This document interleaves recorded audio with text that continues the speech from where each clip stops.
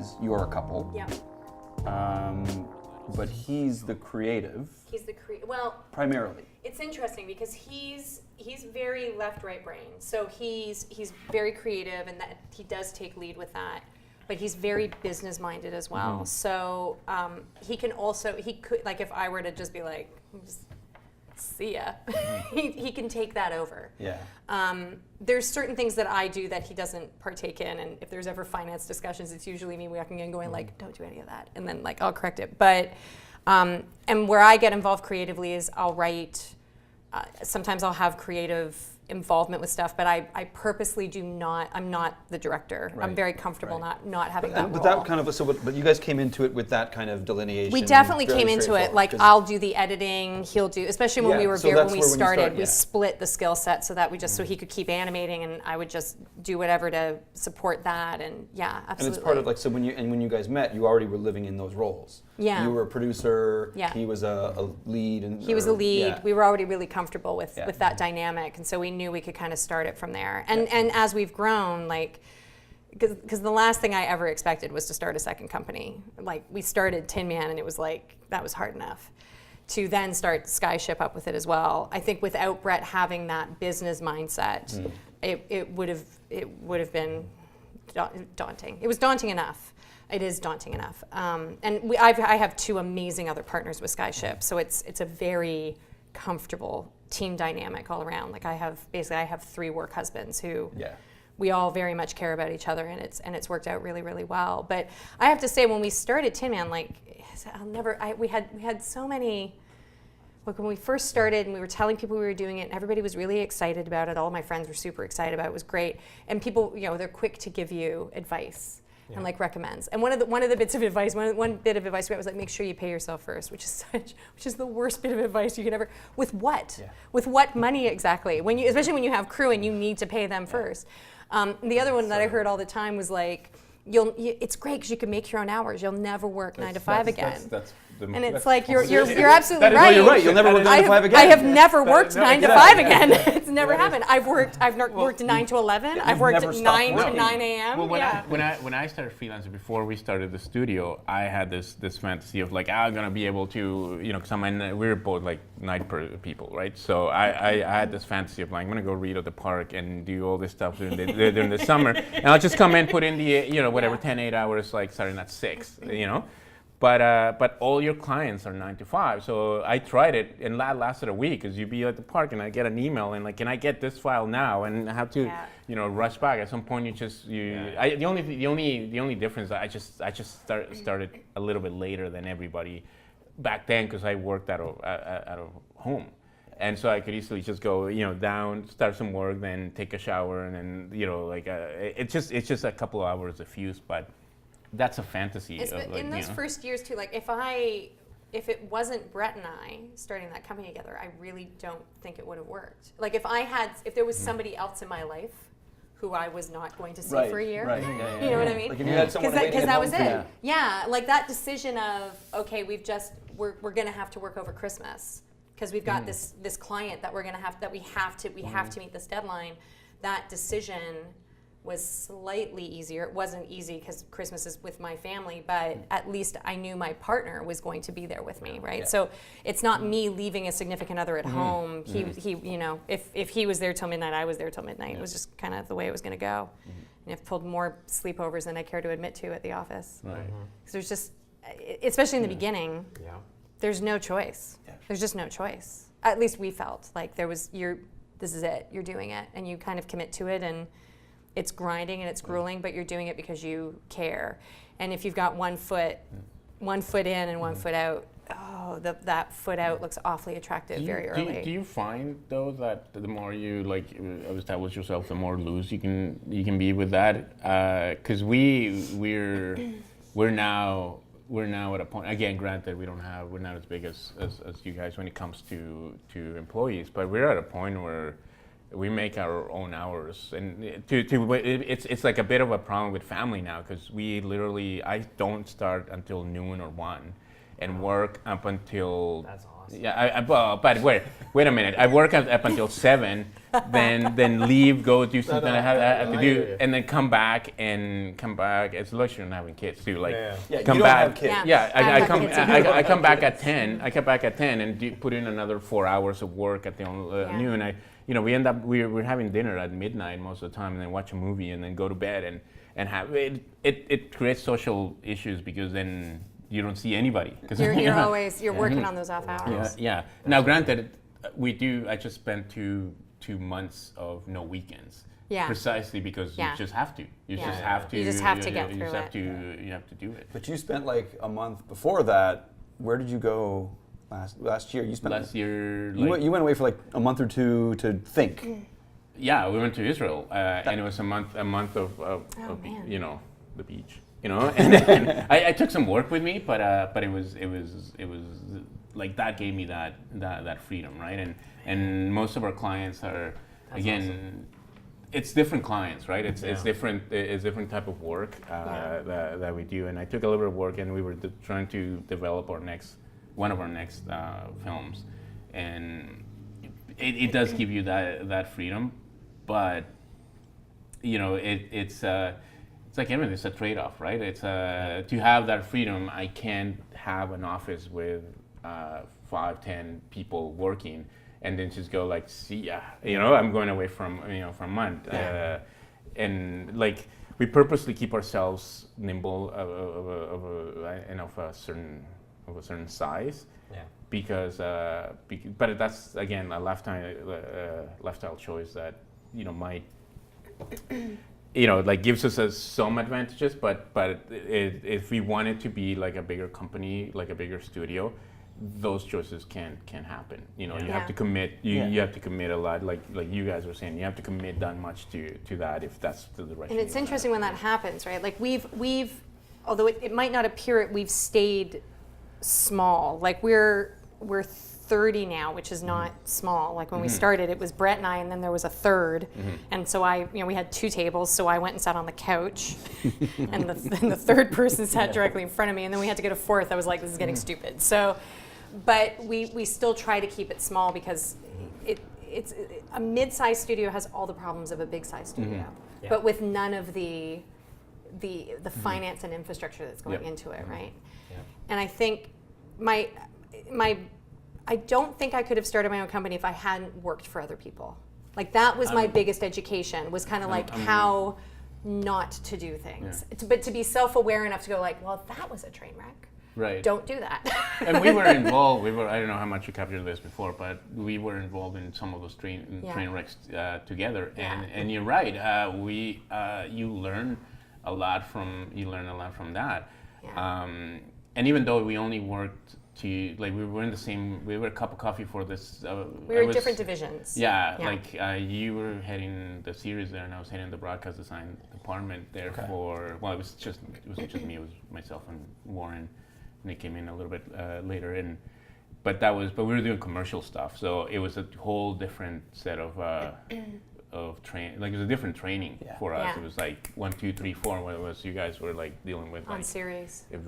And my background was commercial, so when I stepped into series, I brought in commercial. And when Brett and I met on Dougall World at Spin, that was a VFX facility that was doing a series, which was a whole other.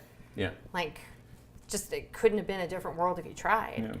Yeah. But for every place that I'd worked at had. And we've implemented it. So that whole thing of like making our own hours, if I've got crew there, I'm there. As much as I can be. And you know what? That's I remember being at Cuppa. I didn't have to be there sometimes on the weekends because they were puppet builders for whatever commercial, and I would make a point of going and spending at least half a day with them, seeing if they needed anything as a director, right? Like it's just you come in and what do you guys need? And I found that always went so far with having a good work environment. Yeah, me coming in at 10 a.m. if the crew's been there since 9 doesn't sit well with me. No, there's a whole lot of things. It's building that relationship with them. Yeah. You're building that sort of reciprocating respect even then that they know that you're there with them. Yeah, totally. It goes a long, long way. Yeah. And so it's funny. You have partners, and you have in partners. When you look at it, it's almost like it's a marriage. Yes, absolutely. Yeah, absolutely. We joke around about it. The thing that worked for us because we knew our roles. Yeah. Yeah. And we didn't interfere with each other in a roundabout way. We were always, you're always in the mix with decisions. But it's one of those situations where you're like, it works out better Yeah. when it's a defined role. Yeah. It gets, when it's blurry, it's okay, it gets messy. And trust is a big thing. Yeah. Like for me, I have no fear of somebody trying to undermine me in some way. Oh no. You know what I mean? Like it's. I'm lucky. You know, I felt the same way. One of my partners hired me for my first job.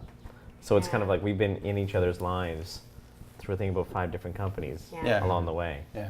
So it's been, and then, you know, I think that's the whole key about it is that we're also working owners. Yeah. And I think that plays a big part because you're in the trenches with them. Yes.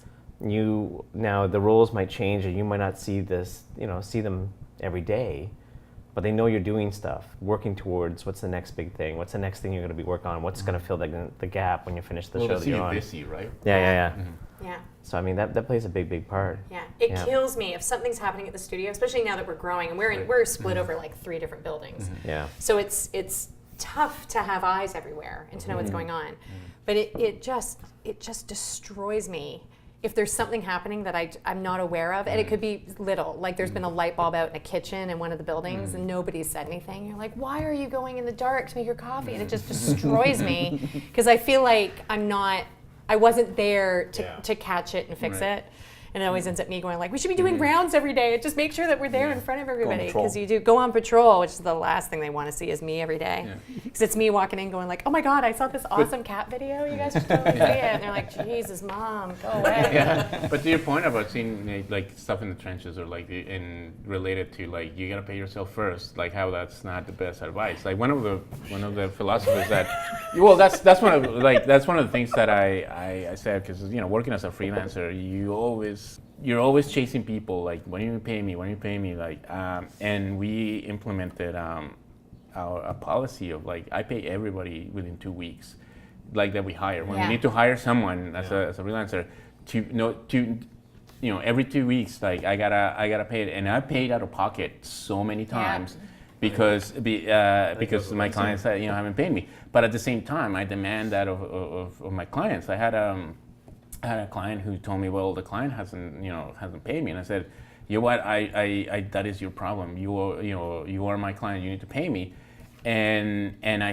told him like I'm stopping work right now if you don't get if I don't get a check right now, and sure enough, the check was couriered to me, and Pasita was worried about like, well, what if it's too aggressive, and I said, I don't care. I'm out of an age now that I don't want to be chasing for that. And you know what? That client kept coming back. The tricky thing is that everybody that works for you and works with you, you're in a situation where they're all in the same place. They're trying to make a living. They have, they have bills to pay. These things play out.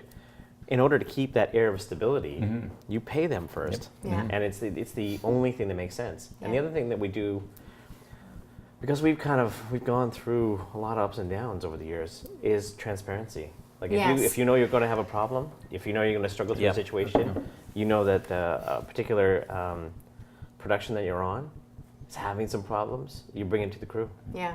You talk to everybody. You go, listen, this is where we're at. This is what has to get done.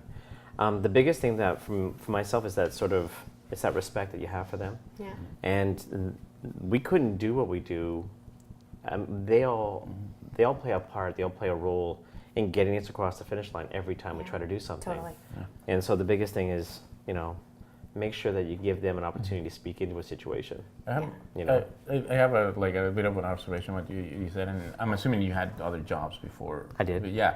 So I always found that in anything from retail to animation to anything, the disconnect, if the person who owns the company has never worked in the trenches or for somebody, there's a bit of a disconnect of what So every job that I've had that has been a good job to a certain point, someone has worked in the trenches. They understand that relationship, that transparency relationship. They understand that respect of between people like adults.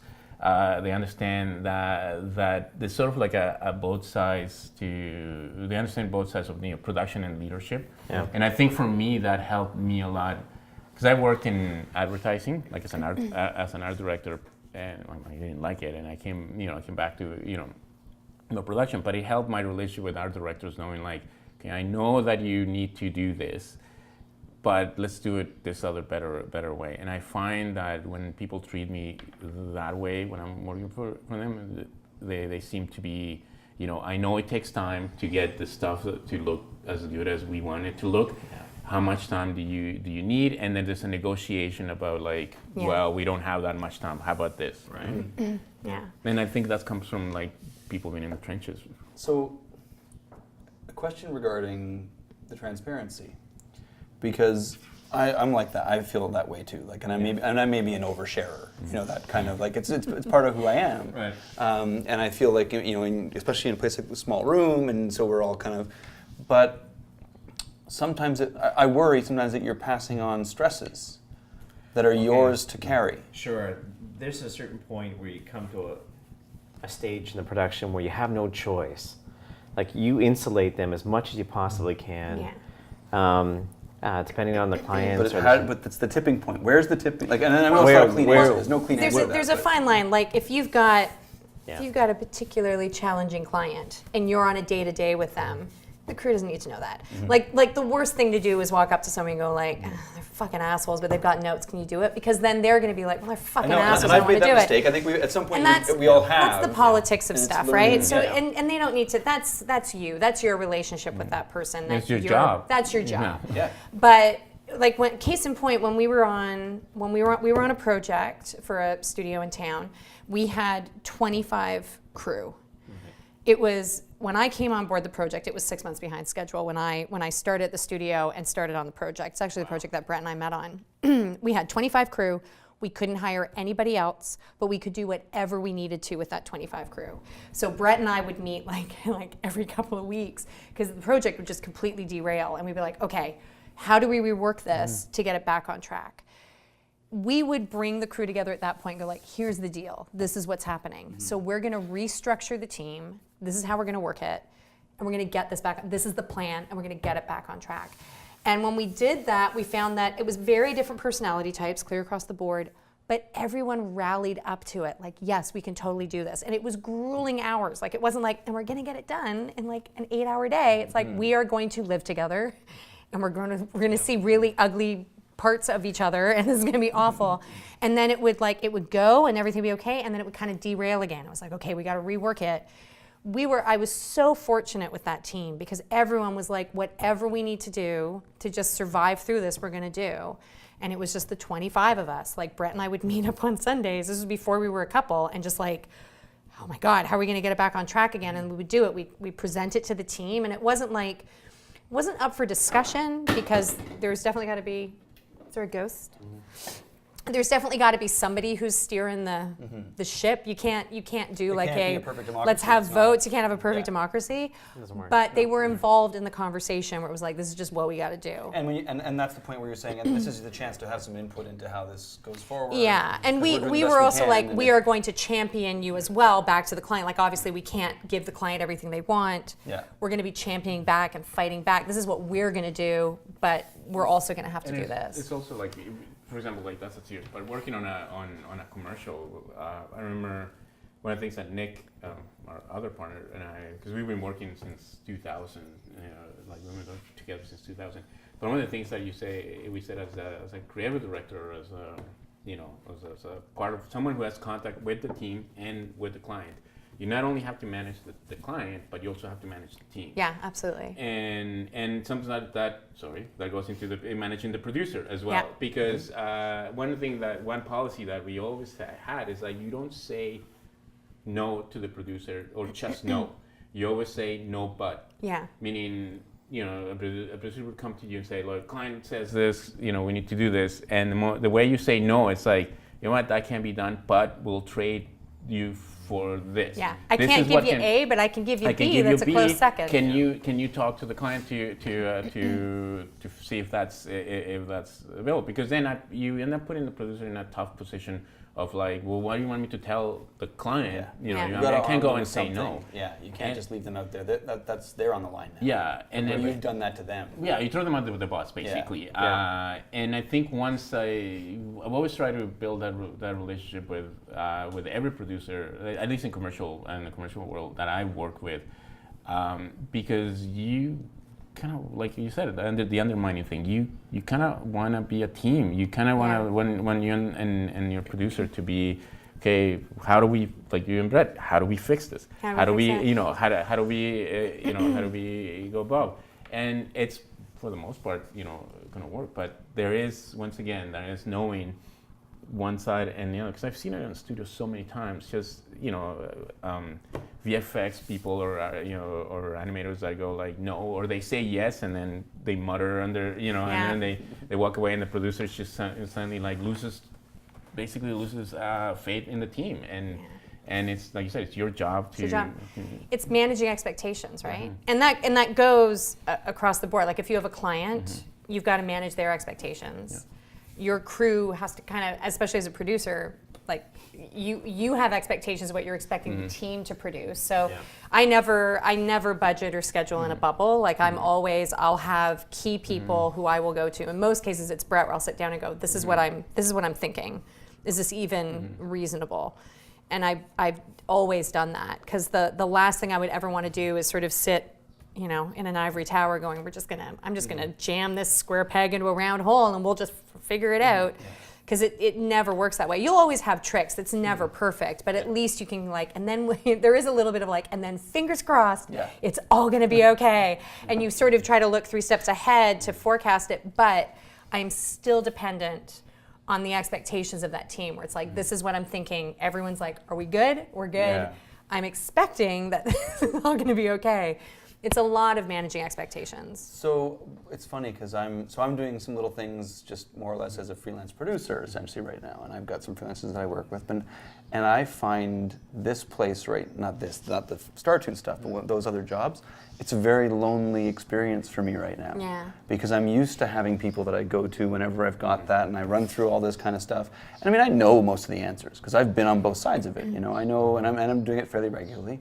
But at the same time, it's having that process to not happen in a bubble. And it's genuinely right now, like I've got something that just came in, and they're sending me the materials, and I'm going to anticipate this and anticipate that, and I know that if this guy's free, I can use that. But I'm lonely while I'm doing it. Yeah. And it genuinely is that for me right now. There's an emotional toll that comes, because I've always worked in studios. And I've been a weird animal that way, in that I've been kind of at the lead of these studios, but they're not mine. Yeah. But you operate like it is yours, so you pay attention to the details. Yeah. The follow through there. That's a big one. I've always felt that was always the case. Yeah. But here's the thing. Well, because you were in the same situation for a long time too. Yeah, and listen, when you run a studio for someone else, I think you still have to run it like it is your studio. Yeah. Oh yeah. The thing is that it's genuine. It comes across being genuine when you're all in. And I think that you make the best of any situation you find yourself. Production's production. And the problem is that you come across the same situations, same stresses, same challenges hitting every deliverable. Like for us in long form, you have weekly deliverables every week throughout the whole production. And so there's going to be a stressful period of time when you get that deliverable done every week. And so to go back to the whole crew, it's finding people. Like when you start building your team and when we started from scratch, there was the 3 of us, and you start to build on that. The challenge is finding the right people. Yes. And then it takes a long time to, hopefully we've all worked in studios where you work with someone, you go, they'd be great to work with at some point, down the line, And maybe the schedules don't work out, but eventually at some point that might open, it might open up and you get to bring them in. My biggest thing is that the more people that you find that are passion-based, that have that work ethic, that give you peace of mind, that they can chime in on something, but also follow through and actually do the stuff that you need to. It's a joy. We've been kind of lucky over the years that relationships have gone a long way. Like I think that you foster those when you work alongside of them, as when you start out in your careers, and then it just gets better. But I would say this: the lonely period. You get the first person that walks in the door. You have the second person, third person, and you get that first little gig. and you get maybe 5 or 6 people, but it's that momentum that you're trying to get on to get that next. Yeah. But that peace of mind is that's something that you want, and that's something you want to offer too. Like the one thing that we They earn it. Well, yeah, because what you want to be able You know. to do and offer clients is that they have a show to go on tonight, a concert, and they go, and they know that whatever they need to present tomorrow, it's been taken care of. It's Yeah. gonna be okay. It's gonna be That's right. okay. And that's what you want also from your own crew. Like, it's gonna be okay. I don't, because we hire, we have our space, but it's not that big, and sometimes we may need to hire people. They work, remotely, yeah. And I tend to just hire people that I know I don't need to be looking at them, because I know it's gonna be okay. Yeah. I think there's always like a part of like sometimes it's a little training, because sometimes I sort of like when I used to teach at OCAD, like I used to like say, okay, well do you want some work? And there's always a little bit of that it was more technical stuff that I needed to babysit a little bit more. Yeah. But the fact that people were gonna give me what I needed, even if they didn't sleep, that was great for me. I hope they slept, but that was good. And that's kind of what I want to offer people. And I think that's one of the things for us, the clients like about it. It's a small conversation. They can go to bed, calmly. Yeah. They'll know that the next day they're gonna get it on time, and they're gonna get what they asked for. Of course, with the wiggle room for everything, but that's the peace of mind is the big thing. Growth is tough. Like when you go from, when we started out with 3 people, and you grew to a point where we hit 30 people, and then you're figuring out, okay, what is it that you need to do to try to, you're always trying to position yourself of like, how do we run this studio well? Yeah. And have the ability to start offering things where you're taking care of people. Like the whole idea is that I found that the animation industry for a lot of years sort of lagged behind others when it came to taking care of the crews. Yeah. I mean, when we first started out in the industry, a lot of freelance. Dude, I managed the studio for 3 years, Yeah. and I was a freelancer. Yeah. And I was Yeah. managing the studio. I was running the studio, and, Yeah. and I was a freelancer. So having some of these things in place, like benefits, the proper holidays, proper compensation, as you go through it, you look at the hours that people put in, you want to recognize it. It's a challenge. You have ideas when you're younger about what you want to do and how you want to go about doing it. And then you're like, okay, and then the reality sets in. I'm like, okay, so financially, I have to have 2 shows going at the same time in order to pay for all the bills, pay for all the overhead of everything that you're trying to do. Have a little savings set aside in such a fashion so that there's going to be a gap of some kind. Rainy day fund. A little bit of something, and the first years are tough. And it's like, can you string together enough shows to give you that stability to keep the crew that you just finished building Yeah.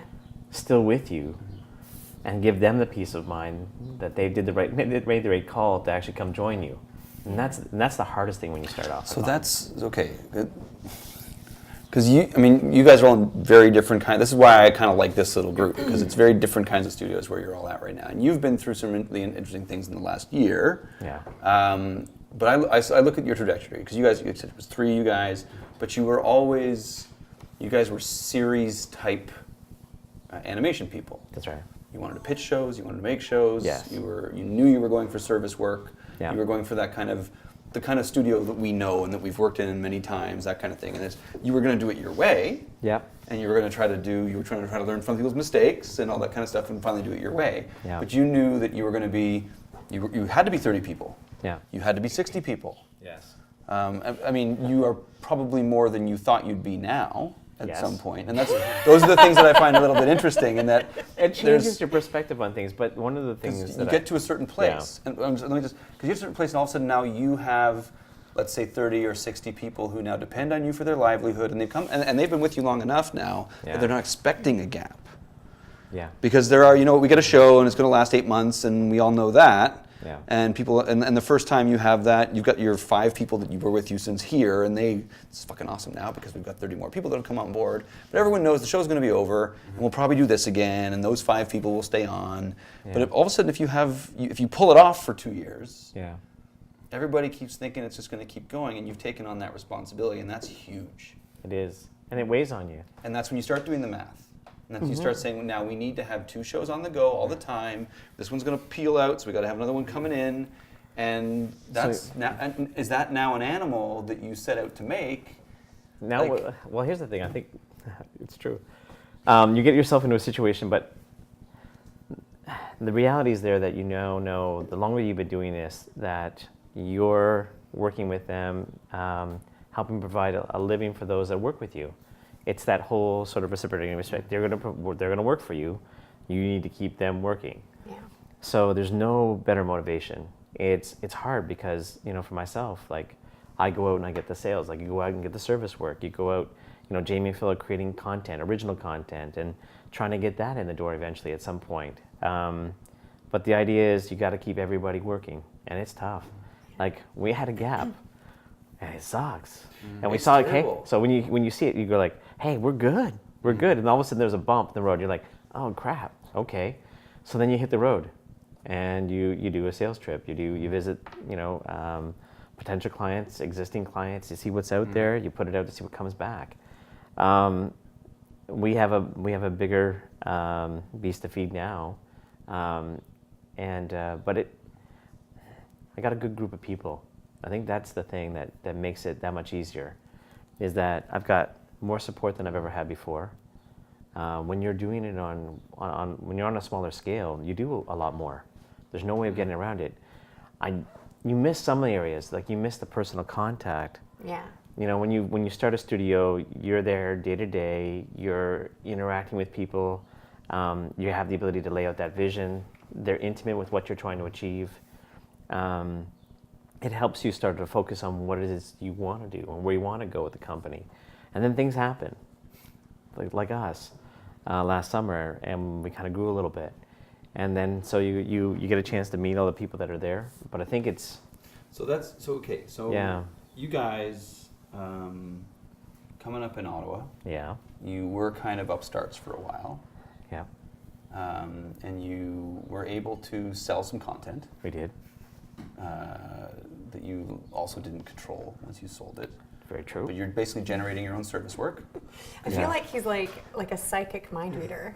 It's You're like, this is amazing. Yes, that's exactly. I mean, I know you know him, but it's just the way it's being laid out. Also, I have to. You have a brother, and his name is Tom. Because I also have to say some stuff for the sake of the people who are going to actually be watching it, because we all know what we're talking about. Yeah. I'm all caught up in the story. I'm like, and then what happened? I don't like. I know. I'm all excited. I'm like, because it is. I mean, I was working in Ottawa. I remember when you were at Mercury, you were running things at Mercury, and that was an interesting thing there as well, because they had a bump.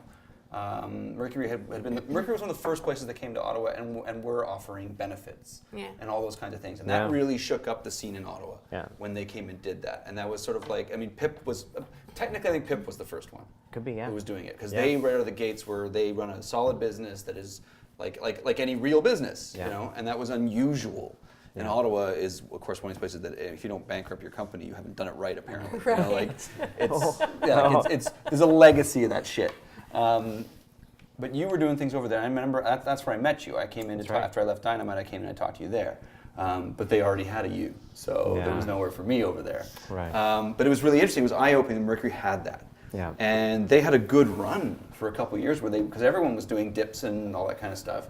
And they didn't have one for a long time. No, we were really we were blessed. We had we do an awful lot of service work with Noven at the time, and we had kind of touched quite a few of the shows that they were working on. So there was Wayside and Grossology, Ruby Gloom, 16. So we kind of had our hands in all of that. We had German Boing Boing with Cookie Jar at the time, and so no, everything just continued to sort of fall into place. But it doesn't always. But But eventually it happened. Of course. There was a dip in Mercury's work. There was. It happens, and it doesn't happen as often now because there's more work than people. Right. There's more riding on it now. Yeah. I think that's I think that's the new reality of the TV landscape in Canada. Sure. If we're going to talk about that big picture side of things, I've been through 3 implosions in my career of the industry where it's basically gone for a year. Well, and I think that dynamic of I'm a industry kid. Right? You're a lifer, yeah. I'm a lifer. My dad had a studio. I grew up. Oh, I wow. grew up in the she industry. comes by this even more. Yeah. Like they're doomed from day one. Pretty much. I always joke that if my dad was an accountant, I probably would have been an accountant. I'm just inherently lazy. I was But just you like, look wow. exactly like this. Yeah, but I look exactly, but like just like this. And it Yeah, would take and you just it'd as be long to get weird. around to it. I'm so. like, God, I hate math all the time, like I still do. But I've seen enough of these cycles of like these companies that get big, and there's always this kind of max point, this max out point where it like implodes. Well, they have that magic number that they always talk about, not having over. I think it's 250 to 300, like Yeah. in one location, Yeah. and outside of that, you lose, use contact, that intimate contact Yeah. with your own crew. Yeah. But it's the And- industry on a whole right now. Yeah. Since all this monopolization of it, since all these, Sure. whatever you want to call them, Yeah. the consolidation, Sure. that now there are enough of these big companies Yeah. that have so much riding on it. Yeah. Yeah. You know, that it'll support itself. Like they will keep it going through what, like we did have a lull, like 2 years ago. Yeah. Well, But there would still work. But I think 2009 that, was tough. like Yeah. I think that Yeah. implosion. But since I came here, there was one that looked like it was going to be Yeah. like this, and it didn't do that. Hey, look what happened! It's Sam's here. I know. Sam and his bad knee are here now. Get over here. Come on, and just All join right. us. Yeah, here, let's get the chair for you, right? Hey guys, how you guys doing? I'm gonna say it. I was in the neighborhood. Want to check out what you crazy with cats a are mic. doing? With a mic. I was in the neighborhood and I was laughed, so I figured. Yeah, I heard Mike's voices. I know he's still at the studio. Yeah. This is the week you have where you don't have to be working on your next Startoon submission. Yeah. Yes. I could breathe a little bit. It was a crazy week, and with no air conditioning. Yeah. And Yeah, that was your I'm weekend. in the room. My office has no vent, so. Wait, is this at home or? No, is it this is at at home. home. Sorry, I'm Oh, talking sorry. about. Sorry, I was like, what the hell? Hey, I was like, what? You're like, I really care about everybody. You really take care of people. I'm like, I'm in a basement. There's My no running home water. office. Mike, you were talking about my Startoon entry. Yes. That's what I did. Yes, that's After his hours. moonlighting. His moonlighting at I home. know. When I'm working with Kyle, I get air, all the air I want. You don't even have electricity. It's so hard to make this antique work. It gets hot in my arms. It sticks. It sticks like dude. It's like Yeah. peeling cellophane. God. So we've just been shooting shit. That's really all it is. I mean, if I were to formally say anything about why you guys are around the room, and I've touched a little bit for that. This is great 'cause I actually had to say very little, and that's my biggest thing is I overtalk in these kinds of interviews. But you've been doing great. Oh, thanks. You've just been like firing it out that way, and I just kind of sit back and yeah. But it's an interesting cross section of the different kinds of studios. I mean, you are three-man shop.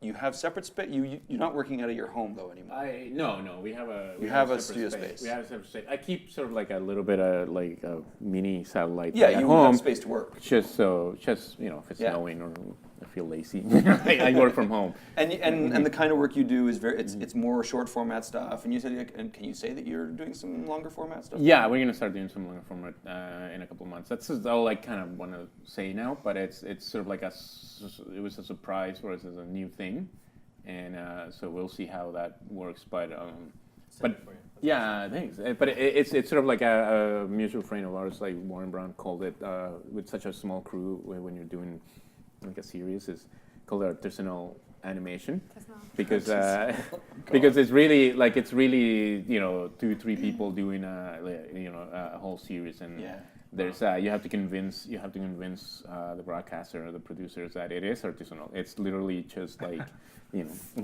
doing this, a couple people doing this, and that has its limitations, but it also has its charm to it. So that's kind of where we're doing it. Cool. So you may have some potential growing pains coming through too, though, because you're going to have to manage a slightly larger pipeline, regular deliverables, all the series stuff that comes into play. Yeah, absolutely. That's the kind of stuff that we're kind of trying to prep for the next few months. And is this part of the plan, or is this just an opportunity that's come along so you're adjusting the plan? Like, how much do you go into this with that kind of? You clearly like what you have. And again, this is kind of touching on. So, like, you guys were a couple people. You maintain sort of 30. You're your own beast in this whole industry because you're your own kind of economic ecosystem, and you feed yourself, and you have your.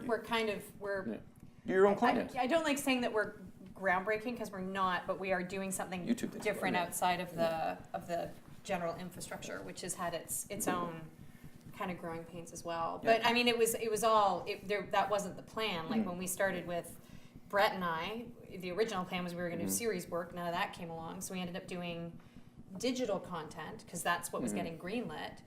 And just by happenstance, in like 2015, we got a client, Super Simple Learning, who approached us to do some music videos. And then we became their main service studio for those music videos. And so the guys just went like, why don't we start a company? And so that's when the second company started. None of that was in the game plan. To be honest, I never actually agreed to any of it. Like from the beginning, from Tin Man, it was Brett going like, "We should do this," and I was like, "I love you, yeah." And then like 5 years later, I'm like, "This is your fault." Like when anything went wrong, I was like, "This is all your idea." I was like, "I don't know. I think this is a bad idea." So whenever anyone says like, "So is this your dream? Is this what you wanted to do?" It was like, no.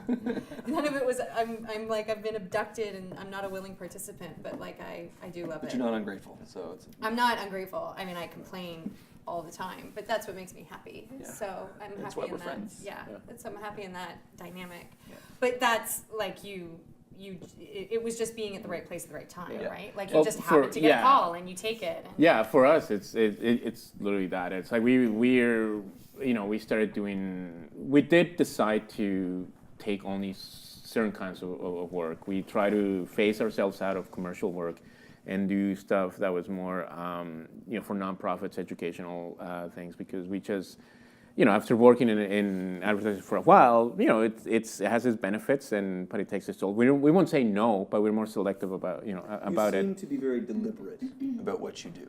Yeah. From the outside looking in, it Yeah. looks like you're building a body of work that is distinctively yours.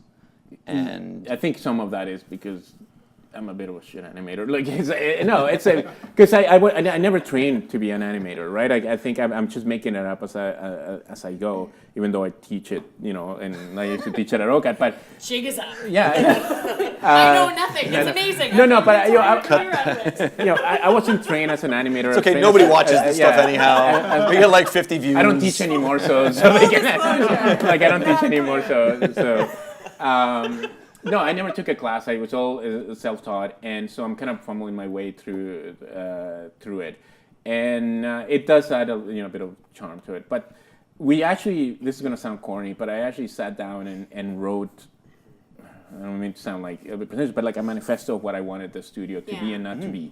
Right? I said this is kind of work that our ideals and our flexibility. Right? So.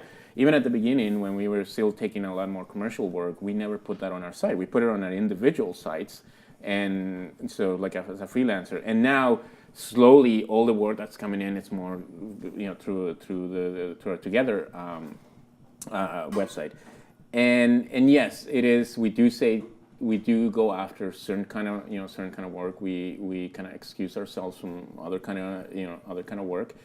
And we were just trying to give ourselves room to do our own original films, and that's how the studio started. It was just literally just Pasita and I having like our own studio to put on our own films. Those took off. Again, it was never like a plan. We just wanted to do cool stuff and do something that was that gave us money to pay rent and all that stuff,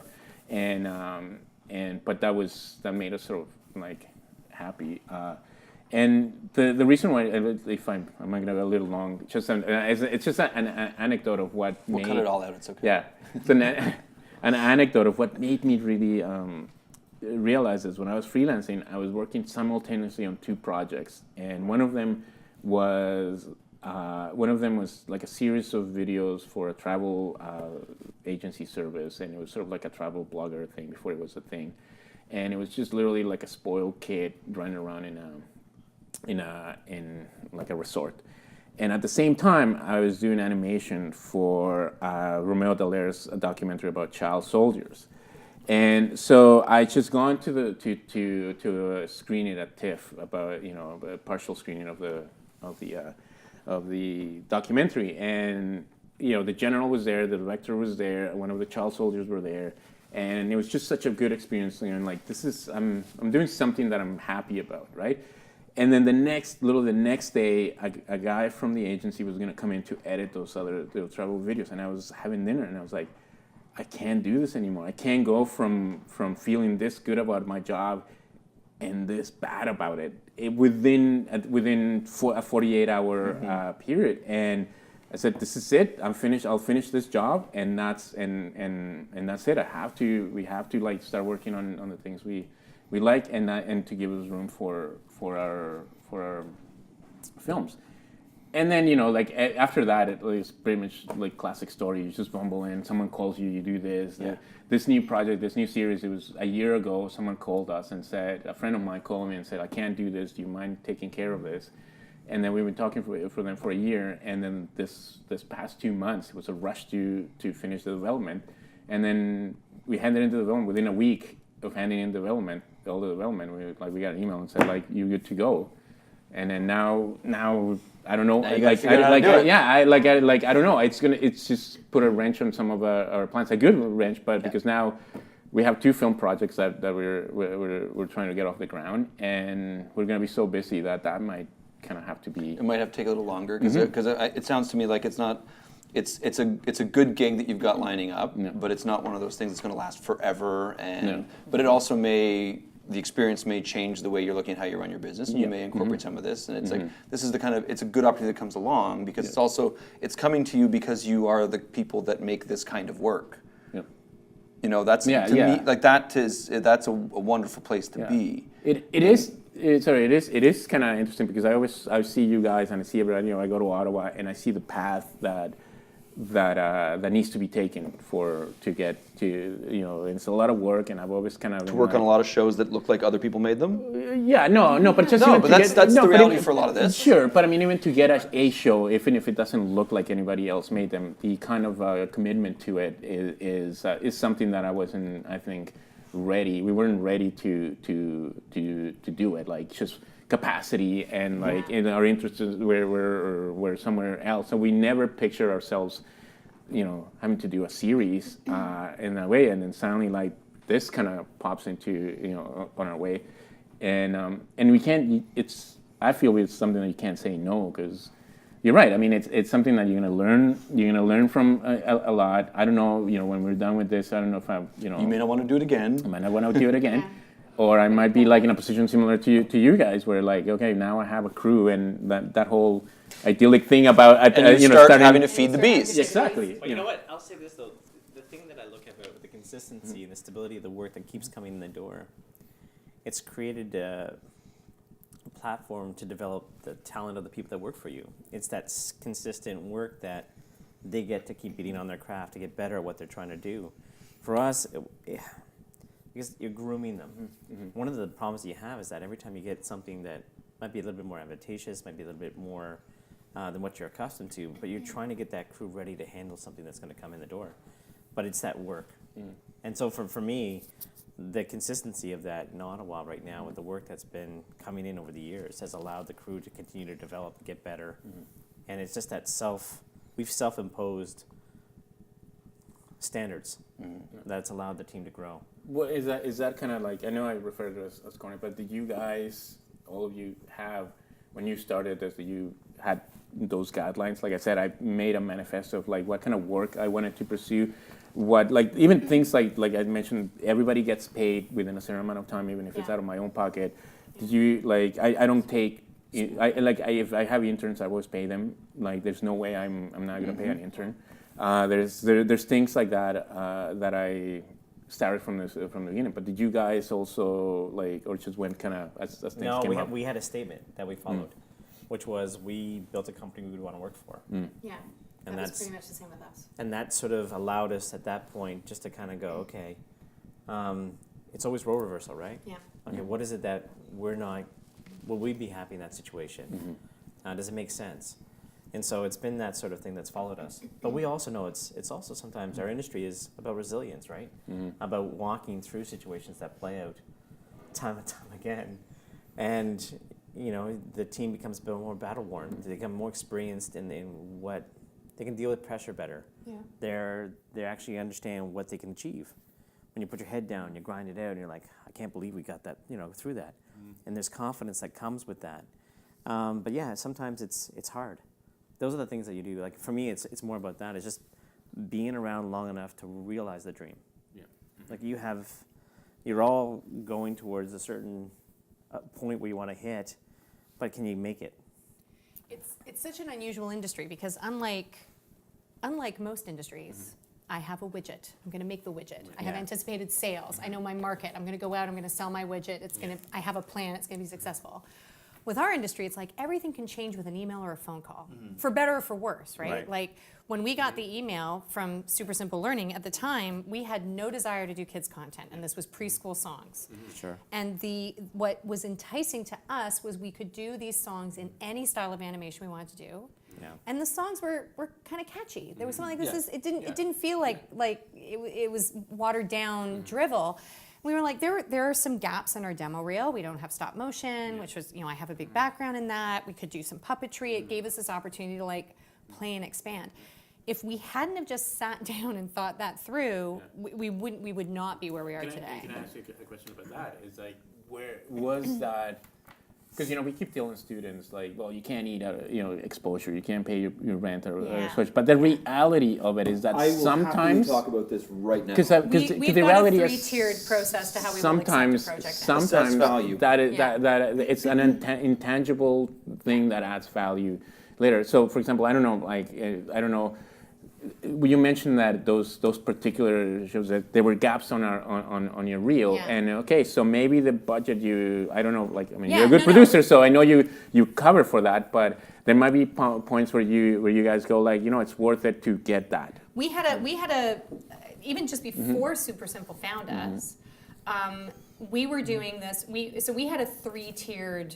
It had to fit 2 out of the 3 criteria in order for us to take the project on. It was either, and the 3 points were either, I always get this wrong. It's always like, no, it's the other way. I'm like, I don't even care anymore. We just get it done. It was going to be for the money, for the relationship, or for the exposure. Right. And so if you had relationship and exposure, it was going to be worth it. It was money and relationship, you take it off. It was, as long as you had 2 of those components. Taking just one of those is kind of tough, right? So we had accepted this project that was it was way back when Google did this big. There were some key players that Google gave money to. I think Tom Hanks had a short-lived animated series about a detective. Had a channel. It was crazy. Frederator, I think, is just now finally launching some of the stuff out of that revenue stream that came out years ago. And we were involved with this channel called Jash, which was Sarah Silverman was a part of it, and we were doing these Adam Carolla podcasts that were rolling out of that.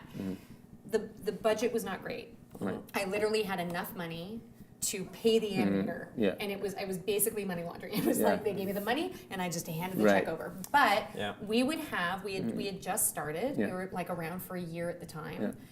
And we had to crank out an episode every 2 weeks. We were like, it's going to be advertising for us. We're going to have fresh content that comes out every 2 weeks. That was exactly what we did. So when I came on at Smiley Guy, Smiley Guy was suffering from some staleness in terms of what they were known for, in terms of their aesthetic. They were not interested in rebranding the company. But I looked around and I said, okay, we can get these. It was last year there was no money in online. This year there's shit money. But we have a crew, we have gaps, we have this and that. Right. So we went up, got the Mondo stuff. And I was able within 3 months to basically rebrand the company creatively. I went to that following Auto Animation Festival with these 10 new shorts or 5, whatever many of the shorts that we'd done that we'd made for this much money, and that impressed the hell out of people too, that we made it for that much money. And because we were able to crank it out fast, and that was simply about assessing that value. And this is where it comes back to when I talk to students even, when I was even at Sheridan in the little while, because Startoon was a hard one for me to get my head around initially as well, because people are working for free. And what I finally had to figure out with it all is that the value for these people are, we're looking for people who want to be working on their own stuff regardless. Sure. Those kinds of people who that's an investment in themselves. What we're providing is structure and resources. And there's money at the end of it. And there is the opportunity at the end. And we're providing the feedback. So we are giving something back in that process.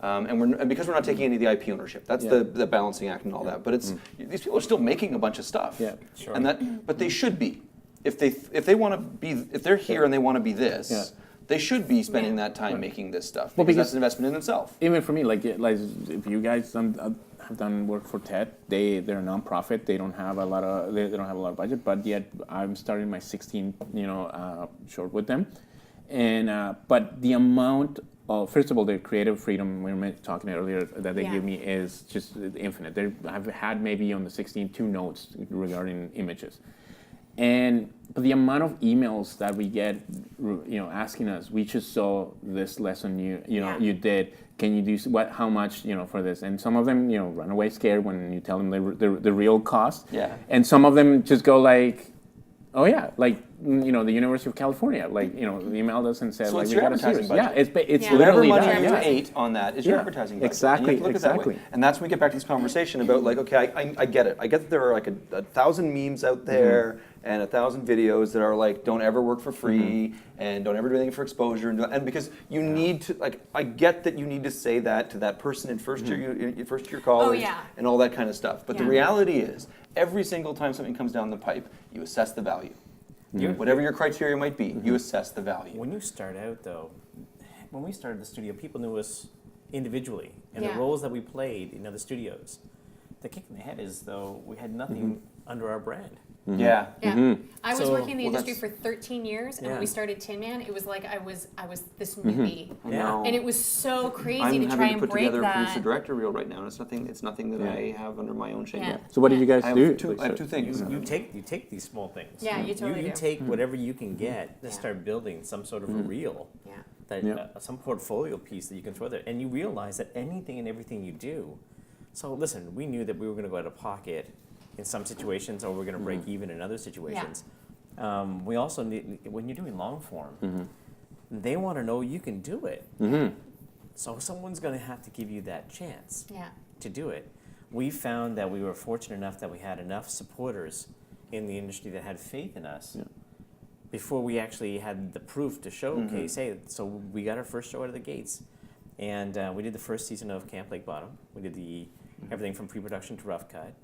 And but that was our calling card. That was our billboard that went out there. But if we didn't do that, we weren't going to get we weren't going to have that faith that we needed in order for someone to say, especially if you went south of the border, if you went to the States and you said, hey, listen, I got it. I got a team. Yeah. Can you show me what you did? Yeah. And so that was the biggest. That was probably the most challenging thing that we had when we first started, because we could create content, pitch it, and try to get it, but to actually work on your own show. Yeah. And I think that's with you, and you and I are a little bit similar in the fact that our films, we just started creating our films, and I don't know how much money you sunk of yours into those films. I did a lot. I was all self-financed, but you're right. If you look at it as that's your advertising budget. And Super Science Friends is like it's our passion project, right? It's like I always joke, I get a producer credit on that show, or executive producer credit, because I look the other way. And I get random messages like, we're thinking of doing this to the Pope, and I'm like, I really wouldn't. And then I hear Brett going like, we're good to go. Like I'm the moral compass. But it's like, so there's these, it's. So if you say no, they know they'll get a lot. Yeah, they're like, it's gonna offend a just the whole right bunch of people. people. This is gonna be great. But it's the passion project. So this is where, so Sam's a different animal in the room as well, in that, you've been for a very, very, very long time actually now. You've been Style 5. You were working with Chuck, and it kind of happened under Chuck's umbrella. It did, And you had the support of that. But basically from the get-go, you were making your stuff with Style 5. Yeah, I think I was a bit disillusioned when I started Style 5. I was working with Chuck for almost 10 years. And he was kind of my mentor and teaching me what to do. So when I started Style 5, he was really excited about it. He wanted to chip in and help me create this company to produce this cool, edgy, sexy, funky animation. Young, fresh ideas. I think that was one of my... Good on him, though. But I had no foresight. I know you're saying the criteria for your projects and the mandate for the studio. I didn't have any of that. I just wanted to direct and tell stories that I wanted to. I had no vision of how the money would come in. It was ridiculous. So I created this reel, and I made a website because that was the thing you did, and I tried to get work. I'd send it out. I would email people. And then it wasn't until a really deep conversation with an old friend, George Longley, who was actually a client of ours, a client of Chuck's. And I said, why aren't I getting any, ads? We've been sending all these agencies. Why aren't we getting any work? And he says, because nobody knows who you are. And I had directed probably like 24 commercials by then. And Chuck didn't want me to put them on the reel. I understand, because it's Chuck's. Yeah, they're Chuck's. Yeah. And I had a bunch of personal, but I thought, okay, Saatchi and Saatchi, we did jobs. Leo Burnett, we did jobs. They know who I am. Why don't they, just filter the money here? It's going to be through Chuck anyways. Yeah. So George says, nobody knows who you are, and nobody trusts you. Simply put, their jobs are on the line. And until he says that, I'm like, oh, if they botch a job by hiring some guy with no history, or a company with no track record, they're probably going to be out of a job. So then I realized, oh yeah, there's this thing called money, and there are stakes. Not just for me. There's stakes for everyone that has money. And then that's when I decided the only thing I can do is start pitching and creating short films. And so the question comes that I know that like the people out there are going to be asking. It's that whole how do you get a job without any experience? How do you get any experience? It's that whole it's the same thing. It's exactly what you're saying. And how do they get to know you if they won't give you a job to get to know you on? Exactly. You have so many different sort of delivery systems in place with. You can go online. I mean, this is the whole thing. You can do your own thing. Yeah. Yeah. I mean, this is all. It's challenging depending what sort of role you play. Well, it all. If you're not the artist, what's the skill? Where's the skill set? Yeah. I think for all of us starting our own thing, there was an element of faking it until you made it. Absolutely. Oh, yeah. Right? Oh, yeah. And so Absolutely. all of our reels, my reel was just a bunch of spec jobs, a bunch of stuff I animated on the side, put together. That's what we you guys did. totally Exactly. faked a reel. It was Yeah. all, we just faked a demo reel. Well, And a lot of it was ours good. is a little bit closer to him. It's like all this stuff that I had done at Kappa and only the stuff that fit with what I wanted to do. I wanted to do, Yeah. and then my freelance stuff and now I should clean up the website a little bit because some of that stuff is still there. But yeah, it's like I heard this some person say that you just do the stuff that you want to be known for, and it'll come. And sometimes that comes with a price of I heard, for example, I think Buck did that Hunter S. Thompson Goodreads commercial with almost no money.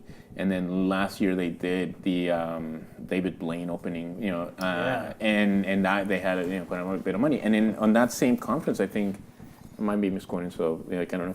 Like this person from Buck, or one of those big motion graphics animation studios, said that a high percentage, comes to 80 or 90% of the job, the work they do, is not on their website. It's all rent paying stuff, and they only put the stuff that they feel. Because that's the key, right? And we got into that problem when we started Tin Man. We were this small, nimble, really eclectic. Because Brett's he's a chameleon, right? Like when he designs, it's like he can mimic anything and just do his own stuff. So when we started, that was rather attractive. We could do these projects. Like we were competing against Aardman for stuff, and we were landing some of these gigs.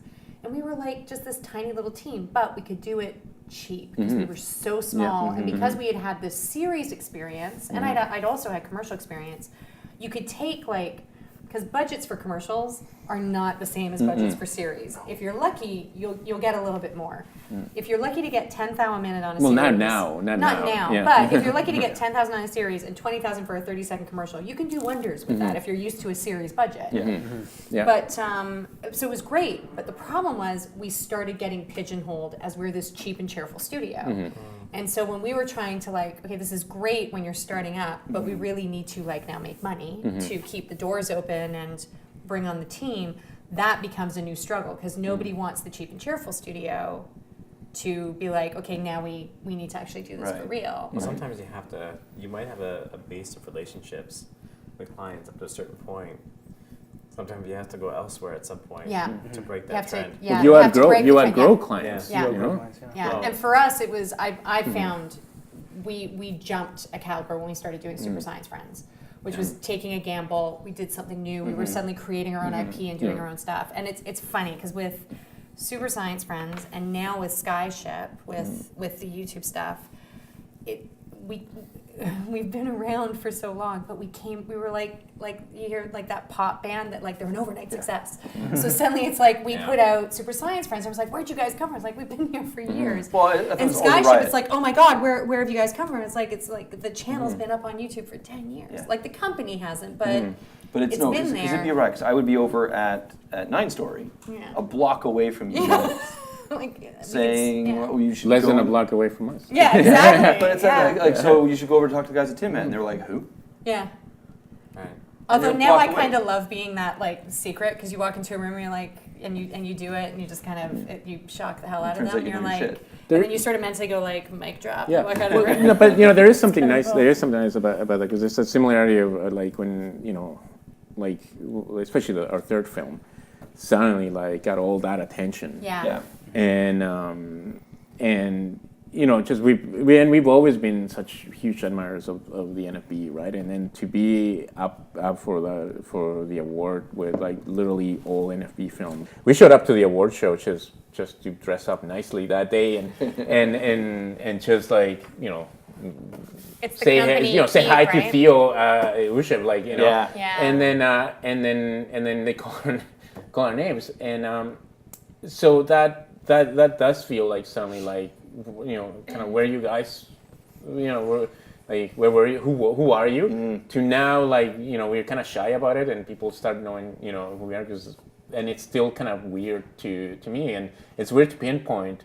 And I kind of want to ask you guys where like it's related to, at what point in your career did you feel, okay, so we're doing this as advertising, and at what point you go, we have grown this and we have to now be, I don't want to use the word more serious, but we have to like at least take it more seriously internally and put a little bit of brakes on that and feel. I'll speak to it just from a personal perspective, Sure. because I'm not a studio in the room, and it was an interesting experience over the last couple of years for me, because I've always been somebody who identify with the underdog, and so I end up working for underdogs, and I feel like there's some safety in that position, because if it all fucks up, you were the underdog in the first place, so any success is a good success.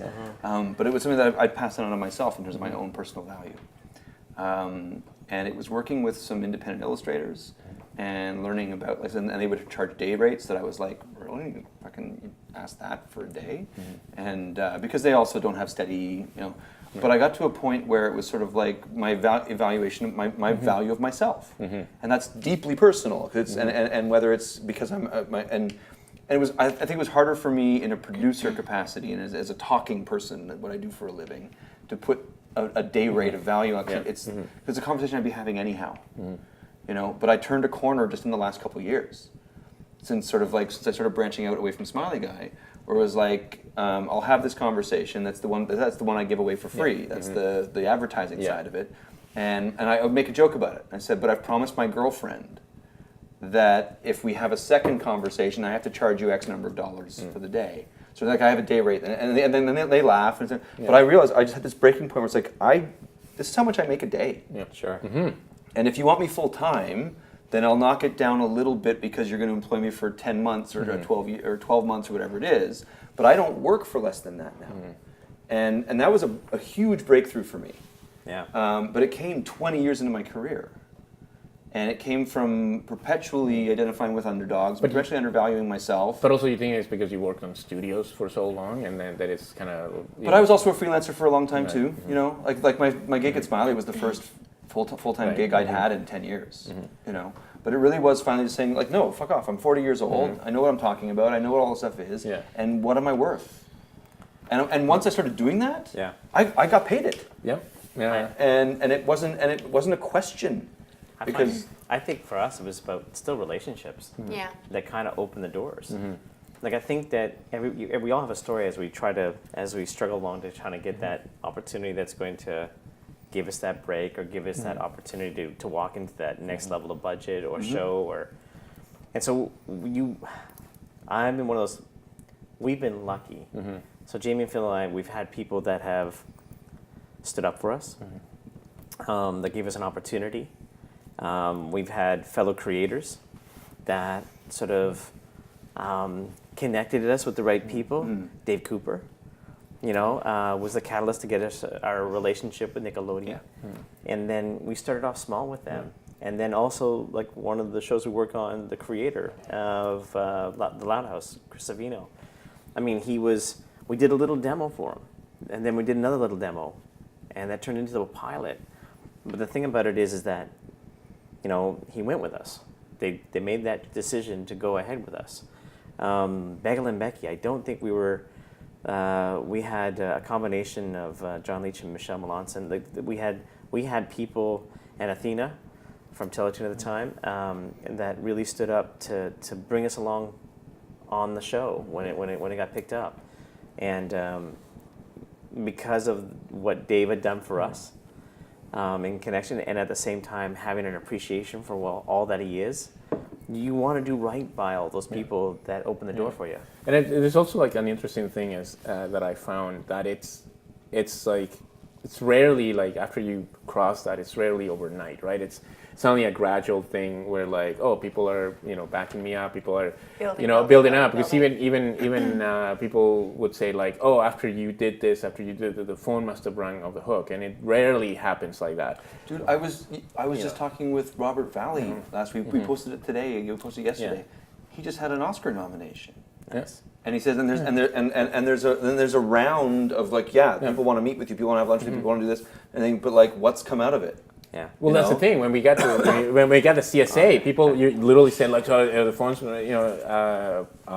ringing, and like absolutely nothing changed immediately. Like obviously, at some point it changes because for this new project, part of our portfolio that was taken to the broadcaster was our films. Yeah. Was the fact that these people are serious. They finished three films. Legit. One of them got into the major festivals. Like that is, but it's not like it's not. And I'm saying this more for like young people. It's not like it like you get this level of success and boom, the next day. No, you don't break through. Yeah. It doesn't happen. Because no, not even close. No, because you get a little win. Yeah. That maybe gives you an opportunity to do something else, and maybe you get another win a little bit down the road, but it's never, listen, I'm sure there are people that right out of the gates, and you're like, wow, good for you. Yeah.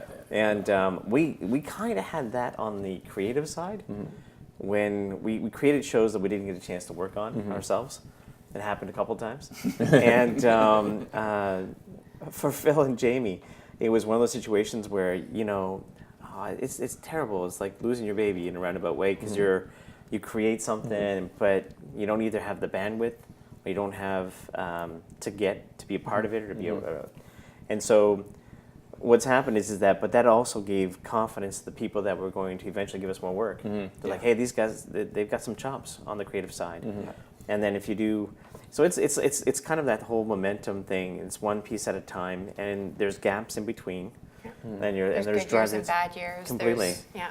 And you can't tell. Well, even in the like you picking up on it, like okay, so like I said, we got this thing, and then we have 2 more film projects, and I've been kind of in a hurry to sort of like do a bit of a punch, but then you still have to pay the rent, you still have to buy the food, so you have to come back. And like I said, last year was great in terms of like, oh, I toured the film a bunch of times, but now I had to pay for that. I had that time I didn't work. Yeah. I had to put this year I had to put my head down, and we all did at the studio and just work our asses off. Yeah. To be able to make up for that, and then so that's going to lead into another sort of creative gap in the sense of like, well, that led into like I can't work on my own thing now because I got to make money, and then it's you're trying to fill it. So it's really That's a challenge right there. It's a challenge, but when you're the creative guy coming up with the new IP, coming up with the new content, but you're also the guy that's doing the work, and it happens all the time, is you know, once you get into a job where that's taking up all your time, it's hard when you get home at the end of the day to start to grind out something original and creative that you get a chance to be part like of. a Startoon You wanna watch- submission.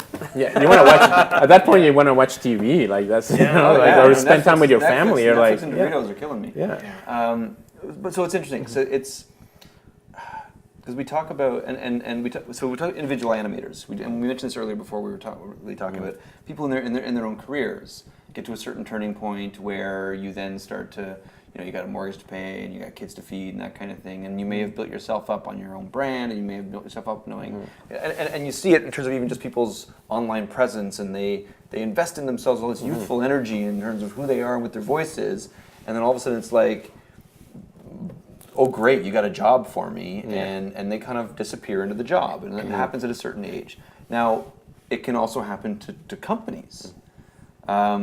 When I started out, I worked for a couple different companies out in Vancouver, and I saw them. I saw this thing that was happening. They were fairly successful companies, and they all got into it because they wanted to make their own shows. Okay. And it was a time when, I mean, Teletoon wasn't around yet, so like it was just like a year later Teletoon came along. Okay.